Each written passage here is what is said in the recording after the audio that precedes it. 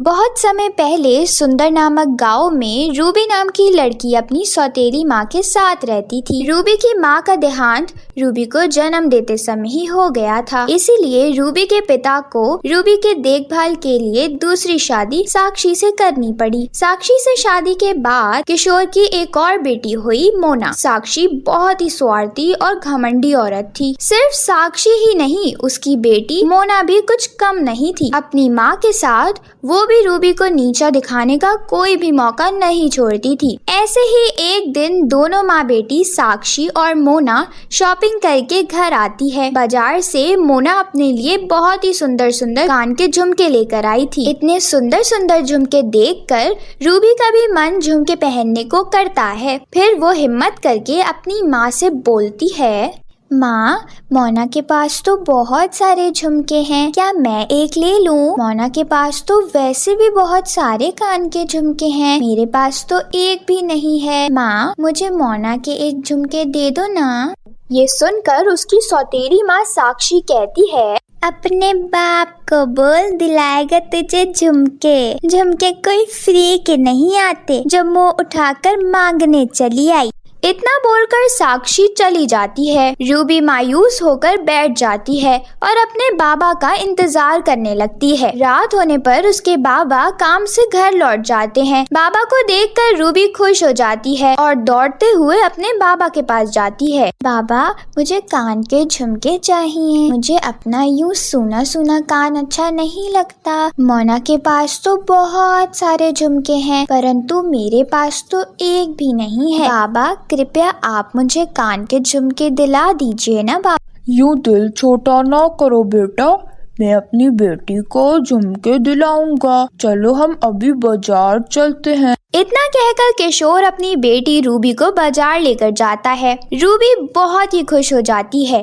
बाजार में रूबी को जो झुमके पसंद आते हैं, रूबी वो वाले झुमके खरीद लेती है और घर आके अपने कानों में झुमके डालकर अपने बाबा को दिखाती है। बाबा, देखो कितने अच्छे लग रहे हैं ना झुमके, मुझे ये झुमके बहुत पसंद आए। मैं बहुत खुश हूँ बाबा, आप बहुत अच्छे हो। अपनी बेटी को इतना खुश देखकर किशोर भी खुश हो जाता है और फिर किशोर अपने कमरे में चला जाता है। इधर रूबी अपने आप को आईने में निहार रही होती है। तभी मोना उसके कानों में झुमके देख लेती है और अपनी माँ को बुलाती है। माँ, देखो ना रूबी कितने सुंदर झुमके पहने हुए हैं। माँ, मुझे भी ये झुमके चाहिए, प्लीज माँ, मुझे भी ये चाहिए। इतना कहकर मोना रोने लगती है। अरे रूबी, मोना तुमसे छोटी है ना, देखो तो कैसे रो रही है। चलो तुम अपने ये झुमके मोना को दे दो, अब तुमने तो इसे थोड़ी देर पहन ही लिया है। चलो अब ये झुमके तुम जल्दी से उतारो और मेरी बेटी मोना को दे दो। रूबी को ना चाहते हुए भी वो झुमके मोना को देना पड़ता है। उदास मन से अपने बाबा के पास जाती है और कहती है, बाबा, अभी आपके दिलाए हुए झुमके मोना ने ले लिए, मुझे दूसरे झुमके कब दिलाओगे? बेटा, अब तो मेरे पास पैसे खत्म हो गए, फिर कभी और दिला दूंगा, कोई बात नहीं, मोना अभी बच्ची है। इतना कहकर किशोर वहाँ से चला जाता है। ऐसे ही वो दिन भी बीत जाता है। अगली सुबह होते रूबी सुबह सुबह नदी किनारे एक पेड़ के नीचे उदास बैठी। मुझे कोई प्यार नहीं करता, अपने आप को मैं कितना अकेला महसूस कर रही हूँ। मैंने कभी अपनी पसंद की कोई चीज नहीं पहनी और अपनी पसंद के झुमके बाबा ने मुझे दिलाए भी तो वो मोना ने ले लिए। मुझे दूसरे झुमके दिला दो, बाबा से पूछा, अभी पैसे नहीं है, ये कहकर बात टाल रहे हैं। कोई मुझे प्यार नहीं करता। इतना सब कहकर रूबी अकेले रो रही थी। तभी अचानक बिजली कड़कने लगती है। लगता है बारिश होने वाली है, मुझे घर जाना चाहिए, लेकिन मुझे घर नहीं जाना, वहाँ मुझे कोई प्यार नहीं करता। मोना की हर ख्वाहिश पूरी करते हैं, पर पता नहीं मेरी क्यों नहीं करते। पर मैं तो जिद भी नहीं करती और कभी एक जिद कर भी दूं तो वह उनसे पूरी नहीं की जाती। अगर मेरी माँ होती तो ऐसा कभी नहीं होता। वह मेरी हर ख्वाहिश पूरी करती। आखिर सही कहते हैं लोग, सौतेली माँ सौतेली होती है। इतना कहकर रूबी रो रही थी। तभी अचानक बहुत तेज बारिश होने लगी, पर आसमान से बारिश की जगह सोने के झुमके की बारिश हो रही थी। तरह तरह के सोने के झुमके, बालियां और टॉप्स जमीन पर गिर रहे थे। ये देखकर रूबी दंग रह गई। ये क्या, आसमान से बारिश होने की जगह ये झुमके गिर रहे हैं, वो भी इतने सुंदर सुंदर। वाओ! तभी उसके सामने एक औरत प्रकट होती है। कौन है आप और ये झुमके की बारिश कैसे हो रही है? मुझे तुम्हारे बारे में सब पता है बेटा। कि तुम्हारी माँ भगवान के घर में है। उन्होंने ही ईश्वर से प्रार्थना की और तुम्हारे लिए सोने की बारिश करने के लिए कहा। ये सुनकर रूबी रोने लगती है और अपनी माँ को याद करने लगती है। माँ, क्या तुम मुझसे इतना प्यार करती हो? तुमने ही भगवान जी से बोलकर मेरे लिए ये झुमकों की बारिश करवाई। माँ, आप मुझसे कितना प्यार करती हो ना? माँ, मैंने तो आपको कभी देखा ही नहीं। मैं आपको देखना चाहती हूँ माँ, एक बार मेरे सामने आ जाओ माँ। रूबी इतना कहकर रोने लगती है। तभी औरत कहती है, रूबी बेटा, मैं ही तुम्हारी माँ हूँ। ये सुनकर रूबी दंग रह जाती है और अपनी माँ के गले लग जाती है और कहती है, माँ तुम मुझे छोड़कर क्यों चली गई भगवान जी के पास? सौतेली माँ मुझे बिल्कुल प्यार नहीं करती। बेटी, तुम दुखी मत हो। अब तुम्हें जो कुछ भी चाहिए मैं तुम्हें सब कुछ दिलाऊंगी। तुम्हें जब भी कोई चीज की जरूरत हो तो मुझे याद कर लेना, मैं आ जाऊंगी। ठीक है माँ, आज मैं बहुत ही ज्यादा खुश हूँ।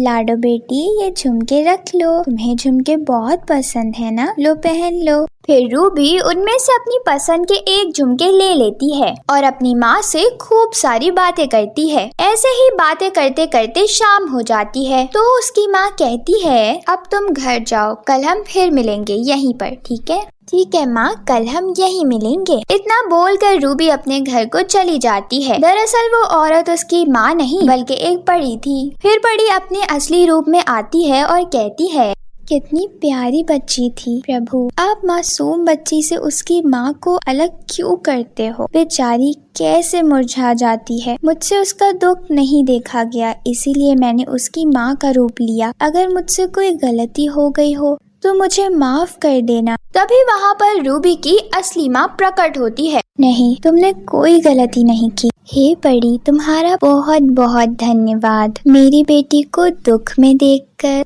तुमने मेरे रूप में उसकी इच्छा पूरी की। मैं भगवान के घर से उनकी कृपा दृष्टि से अपनी बेटी से मिलने यहाँ आई हूँ। अब कल से मैं ही अपनी बेटी से मिलूंगी और उसकी सभी इच्छा पूरी करूंगी। ठीक है। इतना बोलकर परी उड़ती हुई आसमान में चली जाती है। इधर रूबी खुशी खुशी अपने घर पहुँच जाती है। रूबी के हाथों में इतने सारे सोने के तरह तरह के झुमके देख उसकी सौतेली माँ साक्षी दंग रह जाती। इतना सारा सोना? सच बता रूबी, कहाँ से चुरा कर लाई है? माँ, ये सब मुझे मेरी माँ ने दिए हैं। मेरे लिए मेरी माँ आसमान से आई थी। इतना बोलकर साक्षी रूबी को बहुत डांटने लगती है। शोर सुनकर किशोर भी बाहर आता है और कहता है, अरे क्या हो गया, क्यों डांट रही हो बेचारी को?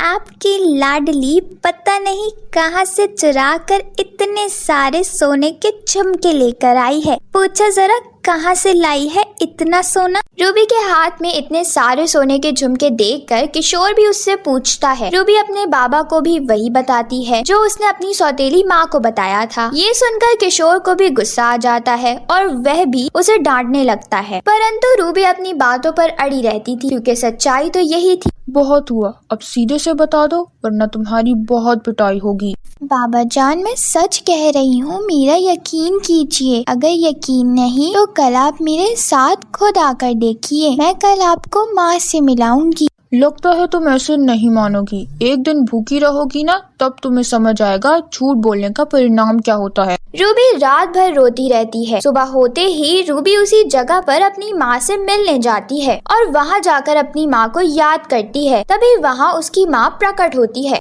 रूबी अपनी माँ को सारी बात बताती है। उसकी माँ ये सब सुनकर बहुत दुखी होती है। इधर घर में रूबी को घर में ना देखकर रूबी की बताई हुई जगह पर उसके पिता और उसकी सौतेली माँ भी आ जाते हैं। वो दोनों दूर से ही रूबी को अपनी माँ से बात करते हुए देखकर हैरानी में रह जाते हैं। इधर रूबी की माँ रूबी को समझा रही थी तो रूबी कहती है, माँ मुझे उस घर में नहीं रहना। माँ मुझे भी अपने साथ ले चलो, मुझे वहाँ नहीं रहना। मैं तो माँ और बाबा को सच बोल रही थी पर उन्होंने मेरा विश्वास ही नहीं किया। माँ ये सब दूर से ही किशोर और उसकी पत्नी साक्षी देखकर दुखी हो जाते हैं। फिर वो अपनी बेटी के पास जाते हैं और उससे अपनी गलती की माफी मांगते हैं। किशोर अपनी पहली पत्नी को भी सामने देखकर उससे भी हाथ जोड़कर माफी मांगता है और साक्षी भी माफी मांगती है।